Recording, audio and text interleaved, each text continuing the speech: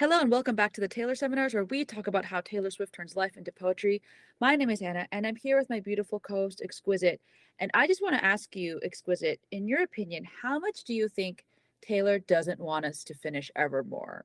She doesn't want us to finish Evermore so much. She didn't even mention Evermore in her video, her interview, because then So, we could, be like, oh, yeah, it's Evermore season. She's like, I need to give them something else to stop. so we are referencing the New York Times just released their top 30 living American songwriters, and surprise dropped basically a 30-minute long interview with Taylor Swift, in which she talks about her craft and her story and her journey, her inspirations, all that stuff. And yes, she mentioned every single album except Evermore. uh, Literally except Evermore. She's so weird. Taylor, yes. please. So yes, we are doing an emergency podcast. So if please excuse any technical difficulties in this episode because we are trying to just bang this out there and we are doing some makeshift recording studio things. But we really, would you say our group chat blew up, Exquisite? It did. And it was very funny because I definitely, when it happened, I was sleeping when I should have been on the way to work, which was already a problem. And Oh, I'm like, I can't even watch this right now.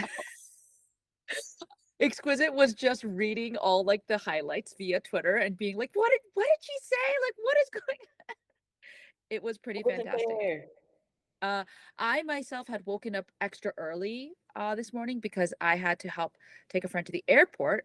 And so I got to listen to it early morning. I think still an hour or two after the East Coasters had gotten a chance, but I was pretty riveted to the whole thing. It's if you haven't seen it, it's just Taylor Swift in a pretty empty room, wearing like a blank black tank top and a beautiful long flowy skirt, just being very honest and very confident looking and self-assured. Yeah. And then what what like really gets me is I recognized that I saw the picture and I recognized that it was new, but it didn't click for me what it was.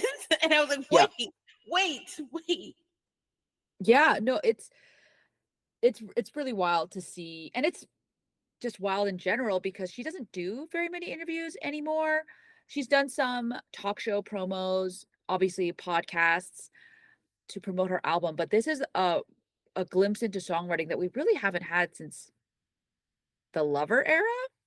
She did Making of a Song with the same guy, Joe Coscarelli, for Lover, the title track. She's done a couple sit down things for Rolling Stone.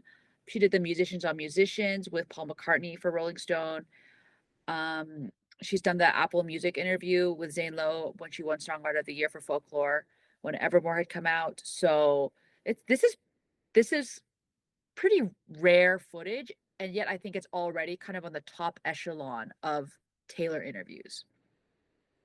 I agree. I think it is a load bearing Taylor interview. Very load bearing. Mm, Like it she goes into depth about her own writing in a way in which if you are a creative or just someone who likes writing or reading or like sculpting, I don't know, it just felt very like assuring as someone who writes. And it's like, oh my gosh, that was so generative. And so it's so always so interesting to see her approach her own work and her own like modes of inspiration and her modus operandi, if you will, from like this angle of let me explain how I did this. yeah. And uh I will say that, being a part of this unranked list, I do believe she is the youngest person on the list. Definitely the youngest female. I think the only two people who are like maybe around her ages, maybe like Lana Del Rey, maybe, Mm-hmm. and that's it. Yep, I think so. Yeah, and so she is a very rarefied air, and it is quite incredible that she is one of the to have this honor. And yeah, I mean, if she hadn't been, we would have yelled at the New York Times, right? So Mm-hmm. um uh should we well, before we go in, we're just gonna do a little bit more macro, uh, is that, let me scroll up on this, Taylor Swift, thing. So, I'm just gonna read a little blurb that the New York Times gave, then we'll go into the interview, and then we'll kinda do a zoom out of what this means. So, this is what they wrote in their little intro to the entire 30 songwriters feature. First album, first song, first verse. He said the way my blue eyes shined, put those Georgia stars to shame that night. I said that's a lie. End quote. It was all there at the very beginning for Taylor Swift. Romance, nostalgia, and the occasional popping of shiny bubbles of emotions, all within the pristine economical package of a pop country song. She was 16. Oh, She isn't that a great whoever wrote that? Like I want to just like, like big hug, big hug. Next paragraph. She has never stopped chasing that initial Nashville impulse, a 4-ish minute distillation of the biggest feelings imaginable, threaded through a melody that won't leave you alone.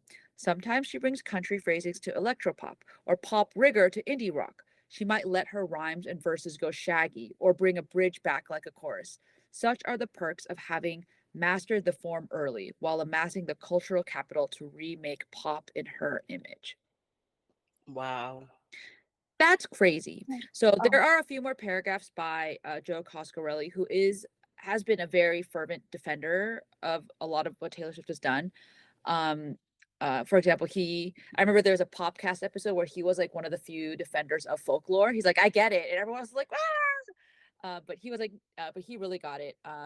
And other albums of hers that he's definitely loved. And so, yeah, let's talk about this interview. Wait, I need to like I think of the Stevie Nicks of it all. Stevie Nicks Oh yes. mentions like directly her favorite Taylor Swift song is You're on Your Own, Kid. Um because she said that well, I'll read what she said. Um Hold on, let me find it. Oh, you ask about her brilliance. I can only say, if only I had written it. For me, this song will always live in my heart. You're on your own, kid. You always have been. I feel that her song is generational. I think it's all of her relationships written into one song, a little bit of this, a little bit of that, and dropped into my lap. Over time, I have dropped in my own great loves to stand in her story, and it makes me cry for both of us. What we lost, what we learned, and how we survived. That is how a great songwriter reaches into people's hearts and connects with them. All that beauty and tragedy and life lessons have led her down this path of unstoppable creativity. She just doesn't stop. And that's what has turned her into this beautiful young woman who makes magic with everything she touches. P.S. Yes, this is the song that reconnected Taylor and I. The title of the song is something Christine would have said to me after she passed away. And I felt it came through Taylor. It helped me a lot to let her go.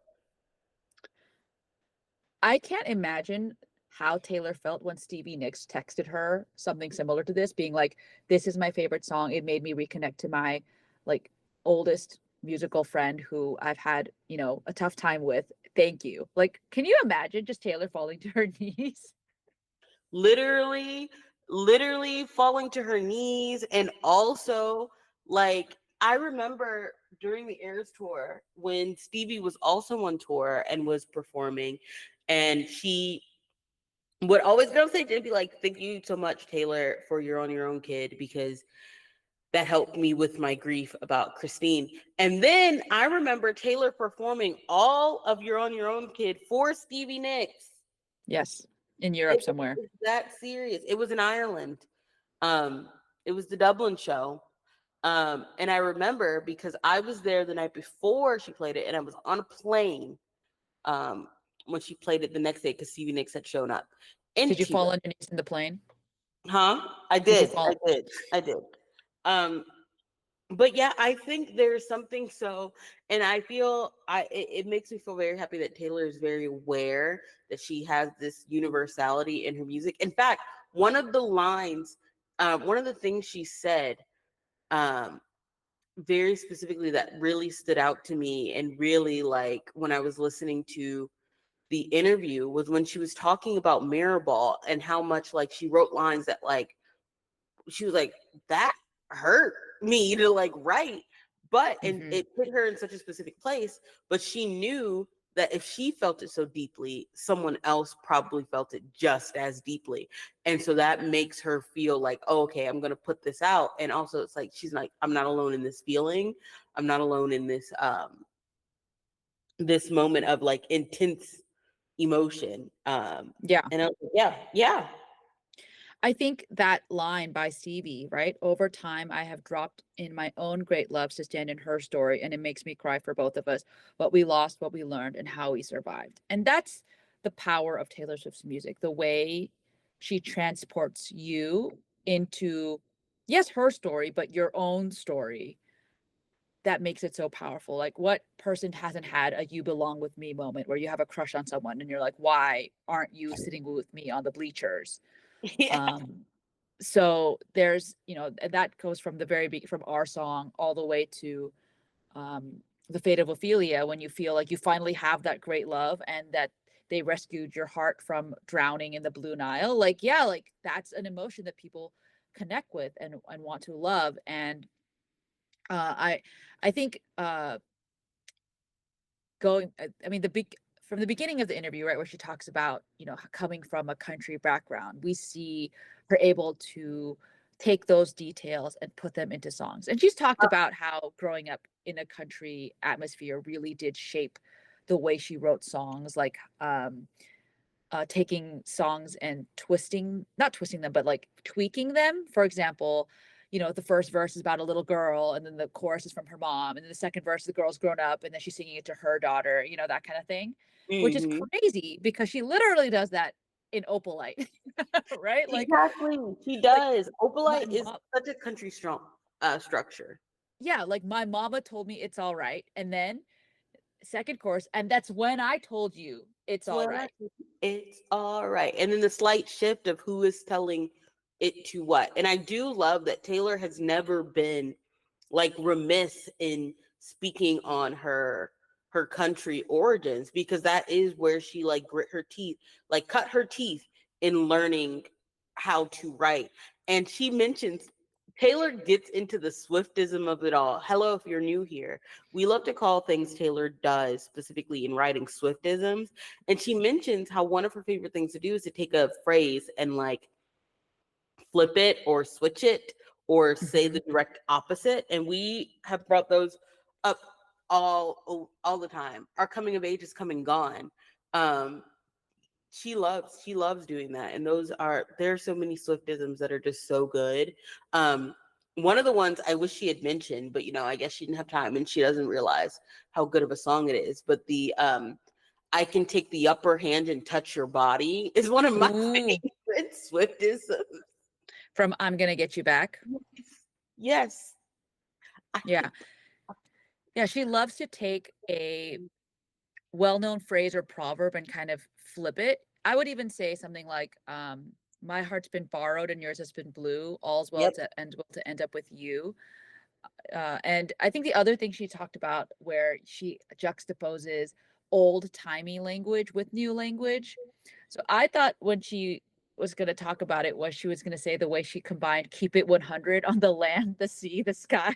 Exactly. Right? Because the land, the sea, the sky is very, like Lord Byron could have written that, and then, but then to Hmm. keep it 100 is very much today. um, I feel like she even does it a lot in songs like Willow, where I'm like the waters when your ship rolled in that night, very, witchy. It could be, 1800s language, but then she's Hmm. like, but I come back stronger than a 90s trend. Like, that is Yep, so, yep, yep. Literally, it's just so good. It's so good. And everybody go watch this, because there's so many things she says and it's like revealing and talking about. And it's like, oh yeah, yeah, no, she's so comfortable in her skin. And it's like, yeah, that is Showgirl era. It's very interesting how this era she spent the most time talking about her songwriting. Um, yes. and it's like relevant. We've got the Songwriter Hall of Fame going up. She's like pushing herself, but in slightly different ways. A lot of people get on her because she was like the folklore storytelling, but with pop beats. But I'm like, that's exactly what she did. Everyone misses what she means by folklore storytelling, and she brings it up here in the interview where she's talking about, like, with folklore, she really set and experienced like approaching stories from differing narrators and differing angles. Um, For and a great she literally talks about Clairbow. I remember you tweeted about this. She's like, "Is Mhm. this song about the Taylor seminars?" Like, Yeah. um, where in Clairbow, if you wanna listen to the episode and go back, where, she literally writes from the perspective of like, these studio executives who are telling this girl, multiple girls, like, throughout time, like, "Hey, we're gonna make you a star. Just listen to us and ignore the discarded one that we have over there Hmm. in the corner." Um, yeah, and it's so powerful to hear her really take ownership of that songwriting in a very direct way. And even to say things like, if you don't get it, it's fine, it's for me. I mean, you'll get it eventually, but it is, Yes. it is what it is. She's always been vindicated because even we literally see the shift with the way people talk about Torture Poe's department. I remember where everyone was when that Mhm. happened. I remember. But what is especially interesting, where I was like, oh my gosh, Taylor is a Taylor seminar scholar along with us, was when she was talking specifically. She said there's a subsection of her fan that takes things to the extremes. And she's like, I don't know why they do there. That dude didn't write that, I did. And it's a very specific way of centering herself in the narrative of her own music, even when it's not about her, of being like, I am the protagonist, I am the main character, this is my work, I wrote it. And Yeah, we're always going on and on about like, it does not matter. Like, sure, you can think about it, but it doesn't matter because this is what's on the page, and what's here is what's important. It's like right. an interesting combination of a new critics approach, and new criticism looks at poetry and literature as like the outside doesn't matter. Everything you need to understand about the story is in the story, or in the poem. And it's very interesting. Taylor is like, yeah, take a new critics approach with my work, but also remember, like, this is mine. I wrote it. I did Yeah. this. I will say, I think there is, something powerful about recentering herself in the narrative, that the songs are about her and the emotions she felt and the things she sees and remembers. Literally, the outro of All Too Well, 10 minutes from, right? I remember it all too well. Mm-hmm. And yeah, I mean, we on this podcast we do talk about, muses and context and things like that. But the ultimate hope we have for every episode is that it's about Taylor, or the character she's portraying, and what they feel and what they're going through. And yeah, there's definitely been times where we're like, we think it's about this person, maybe it is, but it really doesn't matter. I think, if anything, the Torture Poets Department really showed how she can mix those muses however she dang pleases. and, Exactly. and she is so good at it. Exactly. And one of the things I love about Taylor, and I feel like we've mentioned this when we talk about how, like, how Taylor sings about sex or how she sings about all of it, it's all very internalized. Um, and because it's so internalized, it becomes extremely universal. Mhm. Um, and again, I think it takes a rare talent to be able to balance that and play with that dichotomy. And then, like, I don't know, it's so interesting and so exciting. Another thing she did is she was discussing, like, again, this diaristic style, and she mentioned how much she really likes somber. And the reason she likes somber is because she's like, I love that he is messy and open in a very woman-like way. And if more men would do that, the women wouldn't be called messy or like Mhm. terrible, or I like love that she referenced, like, traumatic. rap beefs being messy, you know? Hmm. Hmm. You know, she was living. Um, She's what? she was living during Oh, 20. yeah. What Yes, was that? yes. 2024, I think it was. Um, but I just think it's very interesting because then she goes on to, like, on that idea of messiness, when she, at the end of the interview, when she's talking to like new artists and or younger artists, and she's telling them like, hey, you basically, she repeats what she put in her poem, like, the moon should never howl back Right. when they're howling at the moon. And she's like, you don't need to be responding crazy in DMs to people who are responding to you. You don't need to be responding to comments. You don't need to be going on Instagram rants. You need to take it to the booth. Because once again, and we said this in our Actually Romantic um episode, Taylor respects the craft of music, of taking all that energy and putting into a song, because that in of itself is work and it's Yeah. effort and it's doing your job, and it's also what you're supposed to do to help like understand your emotions, versus a quick flash in the pan, you go on Instagram and you rant, and now people are going to like clip you and monetize that, and like they're getting paid for rage baiting you when you could be in the booth. We want your art. We don't You don't need to be online. Delete social media. Yeah, she said, quote, "Let's make it a music conversation rather than just ganging up on the female artists.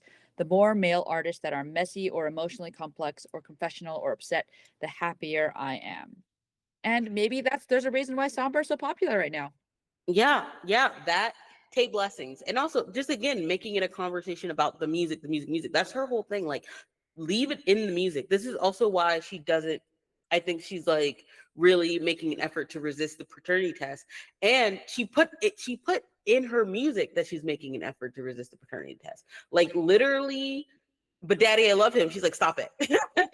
Stop trying to control what the song's about. It doesn't matter. It doesn't matter. This is what I'm doing. Once again, there's this like extreme push for agency that is, you can see the fight for it on the poet's department, and then you see it come into fruition on the life of a showgirl.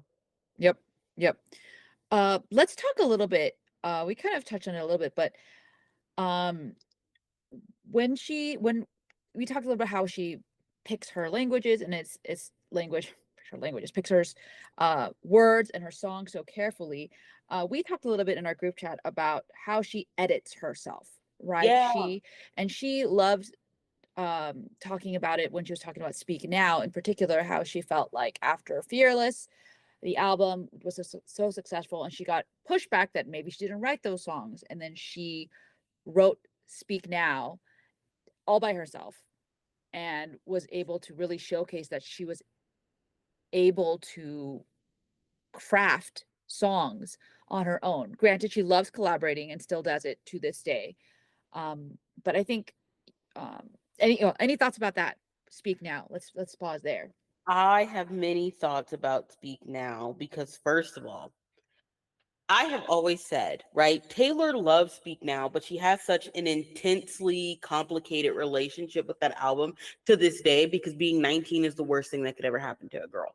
Um, and she mentions it like there was a lot. She says in an interview that was the first time where she was approached with the feeling of people think I don't deserve to be here, Hmm. and people are saying that I suck and I'm not like meant to be here, and my singing sucks, and I didn't write my own songs. And so she has that going on. And then she brings it up in the interview where she's like, I have men talking to me who probably shouldn't have been talking to me. Literally. So she's got that going on. And then she's literally in the throes of like possibly moving to a big city and getting away from home, and all of this like growing pain complication that is Speak Now at its Hmm. core.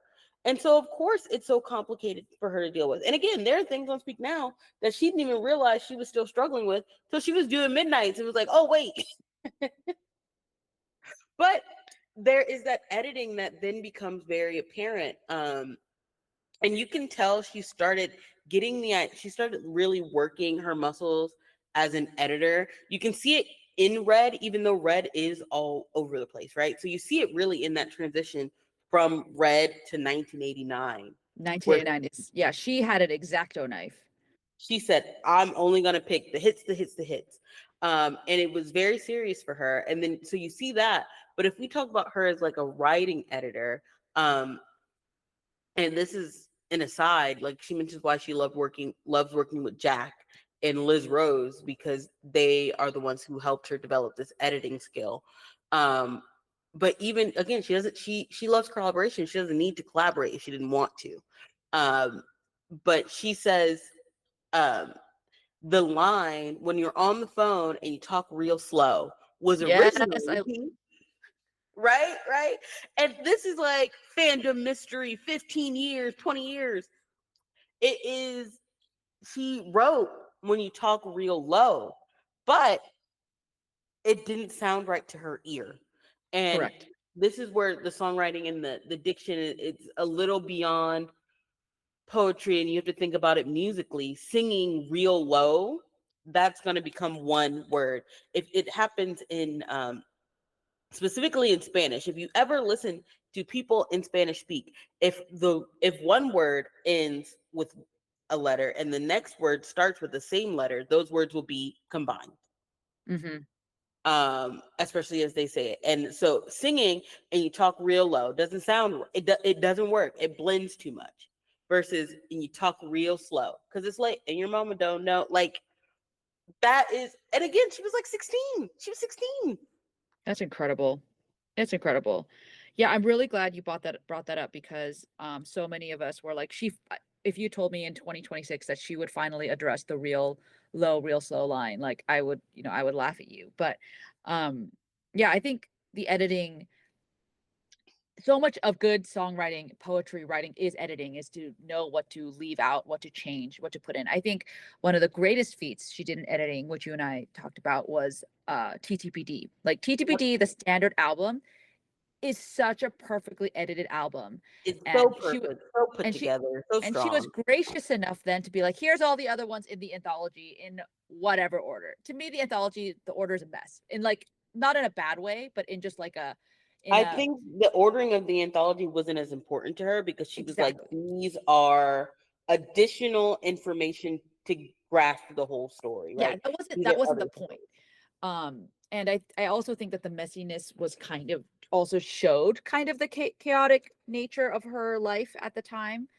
She goes from And not enrolling to so high school. Well, no, but like basically she doesn't, but she does, right? Like it doesn't make sense that everything yeah, is kind of bouncing around there. yeah. And I But do feel like she was hmm, trying to nudge things into certain track numbers, perhaps, no, she does go versus how to get into so high school. I'm not wrong. I'm no, right. She oh no, literally does do that. no, I was just, I was just agreeing with you that like, why is she doing that? For like, how can she No, do that versus did no, she I do know that? you were agreeing with me, but I like disagreed with myself when I said it. I was like, no, she doesn't. And I'm like, wait, yes, she does. But yeah, but the TTBD, the album, the standard album is so well done. The storytelling is done. You get tracks. I have to go through it, right? Track one kind of sets the stage. Track two, you're like, wait, where is this album going? All the way to track five when you get So Long London. Then we switch gears, right? We just have this crazy manic thing all the way down to LOML where she's in the pits, and then we go to the end. And so um I think it's fantastic. And even the editing that she had to do to fit storytelling into many, many of the songs on Showgirl was crazy. Yes. I also think Midnight's is a very well put together, very well edited album. Oh, Um, yeah, let's not including like forget. you can really tell like with the 3M tracks, no song on the 3M track could have replaced anything on No, regular Midnights. no, It wouldn't have worked. but she still wanted us to have it. So thank you, Taylor. The other thing I wanted to bring up along that line is how she edited together All Too Well 10-minute version. So she's told us the All Too Well story before, where she was at a sound check, she was upset, she had this emotional session where she played a song, four chords over and over again for 10 minutes. Her mom asked the sound guy, did you record it? He did. She edited it down with Liz Rose to a 5-minute song, but everyone knew there was a 10-minute version somewhere. And what was the big reveal, Exquisite? She has no idea where that is. She doesn't know. But what she did do is she went through and excavated like all of her old diaries and some of the notes she took to try and reconstruct it and Yes. rehit those feelings. Yes. And she did a great job. She did a Yeah. great job. I think most of us kind of assumed that, it was not the original. Did I believe that, Taylor's 19 or early or late teens, Taylor Swift wrote, I guess, yeah, early 20s, She would have early been like 20s, Taylor Swift, 21. yeah, wrote, fuck the patriarchy. I don't know. Maybe some of the later verses, maybe not, but I do believe that a lot of it she did have either in her brain or in her notes. I know there are some lines that didn't make it. Like there's one line where it's like, took this blazing love and drove it straight into the ground or something that never made it back into the thing. But to me, I was like, that makes sense. She sang that line in red. Why would she, the title track, why would she sing that again? Right? That's a little too Mhm. repetitive. And so I do think I wouldn't falter at all for like updating it and brushing it up a little bit, because you want to put out the best song possible, right? Like even the 5 minute All Too Well was edited down and rewritten, right? Like it was not like literally what she's saying. And I think that was like part of what the re-recording projects were like it the vault track specifically were like, yes, she went and re-recorded songs that she never like had a chance to release, but it was also like giving her the opportunity to go pick and choose and think about those editing choices she made. Because if you look at 1989, right? She could never have released a song called Slut in 2014. That Yep. was never going to happen. Yep. One, she was not going to be that vulnerable about anything. She was playing her cards close to her chest. Like 1989 gets like one of its critiques is that it's kind of robotic. It doesn't have as many emotions. And it does, but it doesn't. Like they're very like housed in synth pop anthem songs. Like And she even talked about it, like they were basically self-control tools so she wouldn't go back to a toxic relationship. yep. And then you look at the vault, and all of the vault is like, we could have been suburban legends. Listen, as long as even if they call me slut, as long as I have you, is it even over? Like we're both sleeping around, but I'm still thinking about you. You're thinking about me. Like the whole of the vault is just her in a messy situation that she was not going to reveal. And that's why, again, I'm so thankful we get these re-recordings so we can see that and see Yeah. because you see the deliberate choices you make and that she made. But speaking of 1989, those of us who have been around and those of us and those of you who have listened to the taste seminars and listened to me and Hannah talk, Taylor said something and I was like, oh, she's been listening to us. Obviously she knows we know, so she's gonna Oh, let everybody else know about how Antihero and Blank Space come from the same type of space. that is crazy. They both come from a place where she was criticized. She took the criticism, kind of like what you said earlier about telling young stars to take the criticism, turn it into art, right? If she hadn't had that slideshow of the boyfriends, ex-boyfriends, she wouldn't have been Blank Space. If she didn't have everybody chiming in on every bit of her life and making her feel like a monster on a hill, we wouldn't have Antihero. Mm-hmm. And I I just think think it's so great. Yeah. I think the funniest one that she gave though was, if it weren't for her parents criticizing her love life, we wouldn't have Love Story. Which is really great that she literally was like, I can't go on a date. I'm gonna go write a song about this. And she said, keep your kids at home because they might write a #1 song about it. And some people were like, it didn't go #1. And first of all, it went #1 on Australia and on the country charts. Leave her alone. But it's the sentiment that counts, you guys. It's the sentiment. It She did was go #1 editing. on the country charts. Let's not discount the country charts, okay? And Australia, thank you. We love that for you. Um, but yeah, it's incredible to see how she really took a date she shouldn't have gone out with. And is this a new tidbit? Like the guy was apparently like much older, like too I old. think And that's new. I was I like, think oh, that's new. oh, okay. Well, good job, Andrea and Scott. Like we appreciate you.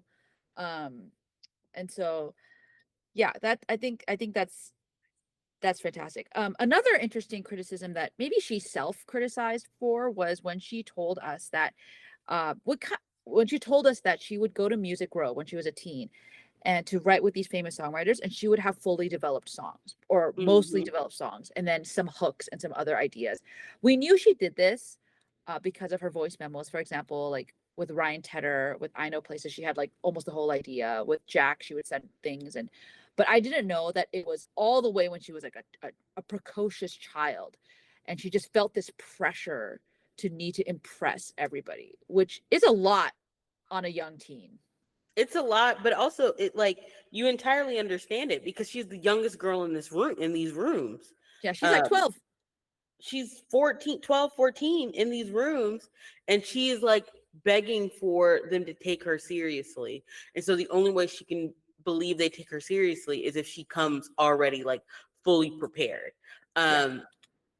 And I think this relates to how she approaches collaboration now, where she's like, I'm just going for the best idea in the room. I Even love if that. it doesn't come from me. If it comes from you or me, we're going with the best one. Which kind of like combats that this random ass criticism she gets that she only wants to surround herself with yes men, which Mhm. makes no sense. Yeah, she does not. Yeah. She I mean, so the three main collaborators she did talk about in this interview were Liz Rose, Jack Antonoff, and Aaron Dessner, um, who I think she gives like really big. Well, Liz, she talked about with editing. Jack, she also talked about the rant bridges that they like to do together, and the way that they play with song structure to bring a chorus back or bring a bridge back, which happens in songs like August.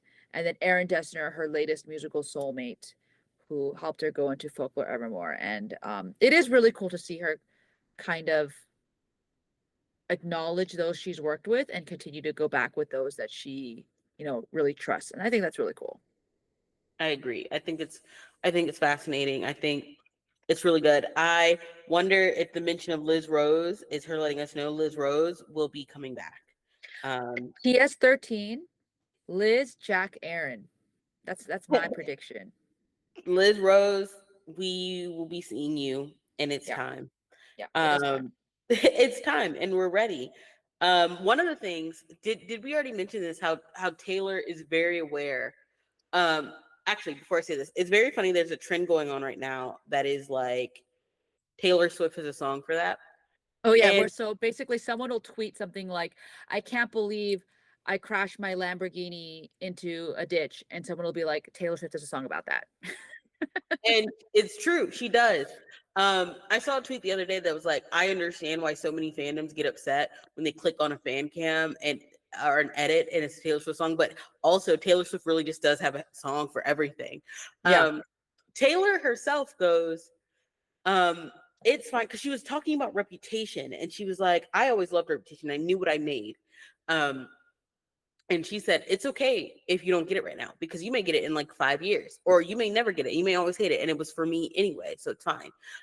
Which again is that ownership, but it's also Taylor Swift has a song for that.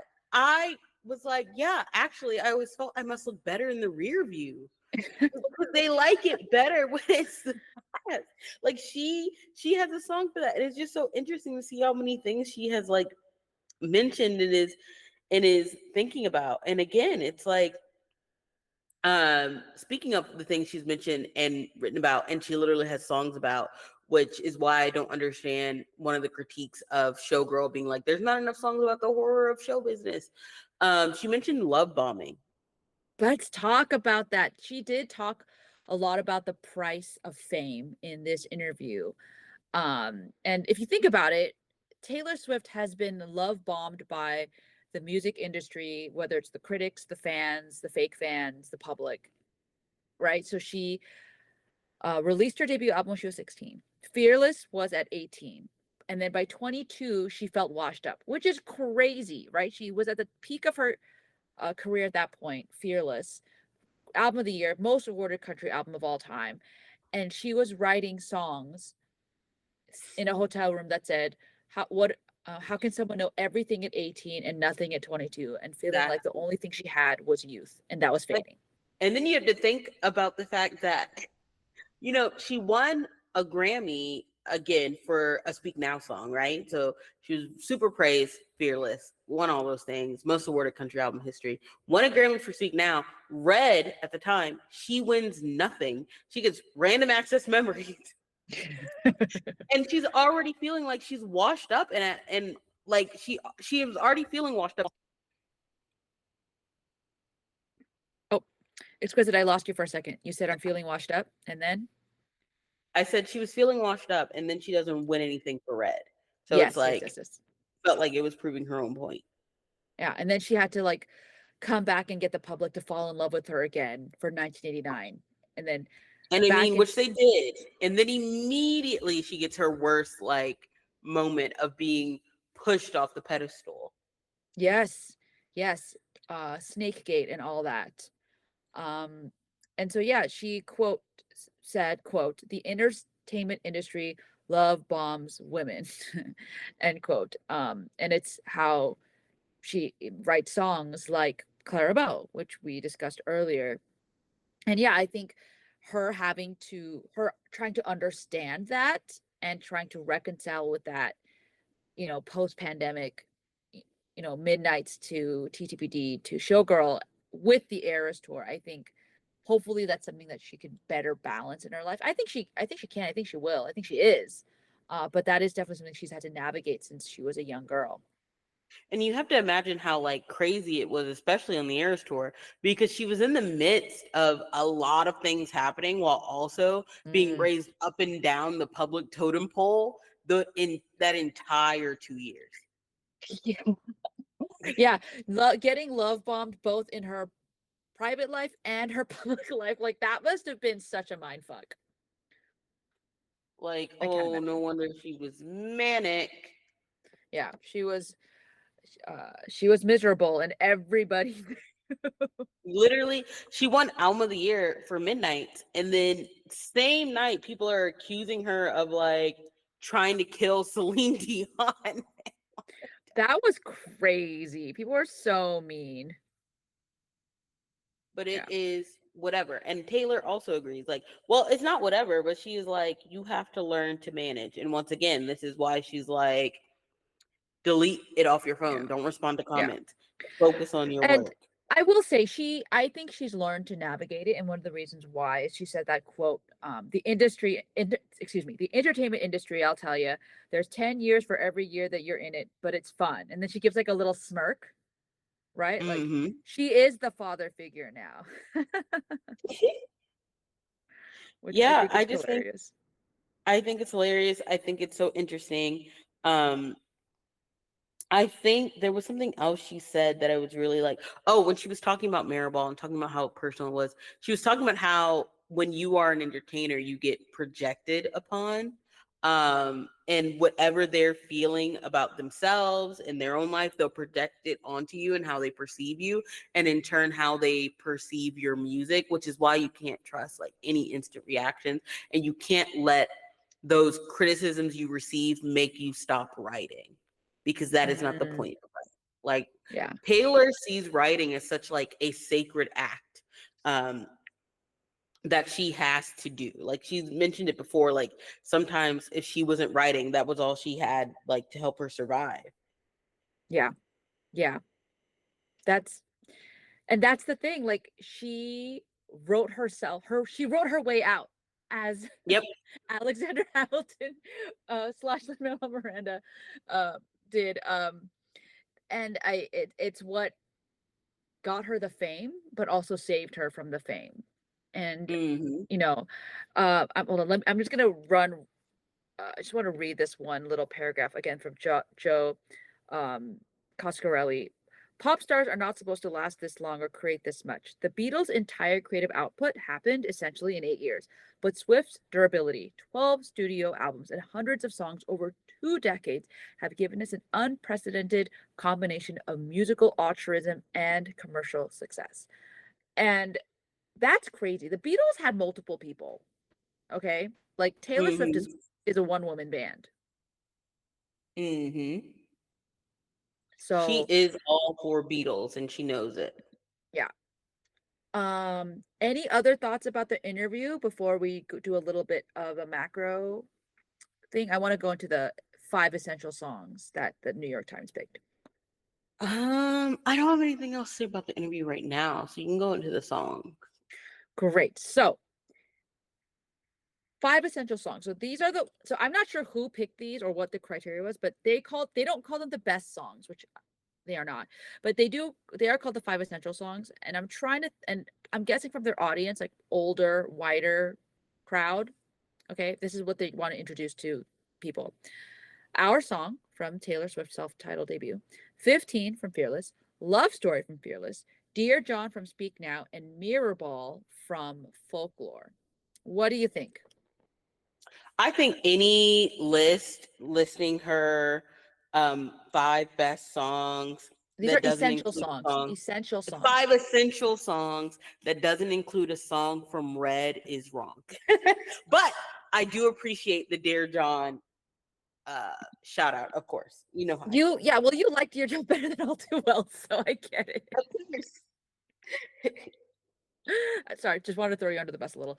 Um, but yeah, I would say like would I say that these are the 5 essential songs? No, but I say that I if you made an argument for them, I would say yes. Right? Like I can see, because here's the thing, and I understand there probably was a struggle between 15 and Love Story. And we have talked about this often, where we're like, Taylor has several classics, and it's like Love Story, insane, right? But then 15 is like that emotional connection that the teenage girls like really hit. And 15, Taylor's version, with the added context of her singing it in her 30s, mhm. hits even more. Um, so I understand, but what I didn't like is, like, they kept all of her essential songs basically from the front half of her catalog, and then Yeah. a song from Folklore. Yeah. And where's the pop song?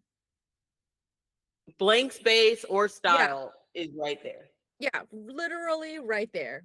Right? Like if you didn't want to pick anything that's like super recent, like even though Antihero should be there, in 1989, yeah, but anyway, I think I'll even take it. from Folklore, they could have picked any other Yeah, because song. I was like, are they picking songs that like they reference themselves in their article? Because they do in this in the Joe Coscarelli little blurb, they mention obviously Tim McGraw, they mentioned I Could Do With a Broken Heart and Mirrorball. So I was like, oh, maybe it's that. But then those other two songs aren't there. But Taylor does mention, our song in her interview and Love Story, and Mirrorball, but she never mentions 15 or Dear John. So I was like, I don't know what the criteria you guys are using is, Yeah, I but think the okay. exclusion of Last Great American Dynasty, which is not the best song on Folklore, but the thing about Last Great American Dynasty, and Taylor said it herself, it exemplifies this thing she likes to do with the third person, and then she be not third person, with the breaking the fourth wall she does, Yeah. and like Yeah. in the songs. She does it on Tim McGraw, Yeah. where she's like, I'm Our singing the song. song. She has it on Our Song, where I'm writing it down. Like, and the Last Great American Dynasty was that moment of like fulfillment. And Yeah, you and can it was tell a Taylor huge really moment on loves tour.